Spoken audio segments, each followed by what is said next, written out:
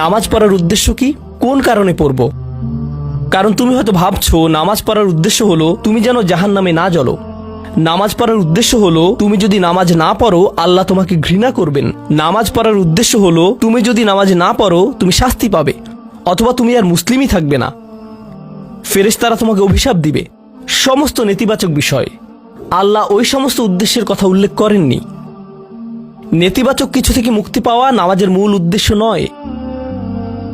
নামাজের মূল উদ্দেশ্য হলো ইতিবাচক কিছুর দিকে ছুটে চলা।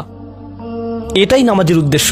এমন দুই ছাত্রের মধ্যে পার্থক্য যেন একজন লেখাপড়া করে যেন সে ফেল না করে, আর অন্যজন লেখাপড়া করে কারণ সে ওই সাবজেক্টটা পড়তে ভালোবাসে।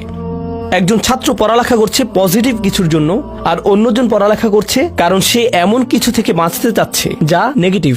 একজন কর্মচারী তার চাকরিটাকে দারুণ ভালোবাসে, আর অন্য একজন কর্মচারী শুধু চায় সে যেন চাকরিটা না হারায়। তারা একই চাকরি করছে, একেবারে অভিন্ন চাকরি, কিন্তু একজন চাকরিটা করতে পেরে কি যে খুশি, কত যে আনন্দ তার, আর অন্যজন খুবই হতাশ, সবসময় মনমরা ভাব। কেন? কারণ তাদের একজন এটা করছে ক্ষতিকর কিছু থেকে মুক্তি পাওয়ার জন্য, আর অপরজন এটা করছে উপকারী কিছুর দিকে ছুটে চলার জন্য। আল্লাহ কোরআনে যখন আমাকে নামাজ সম্পর্কে বলেছেন যে কেন আমাদের নামাজ পড়া দরকার, তিনি মুসা আলাইহিস সালামকে এই উত্তরটা বলে দিয়েছেন।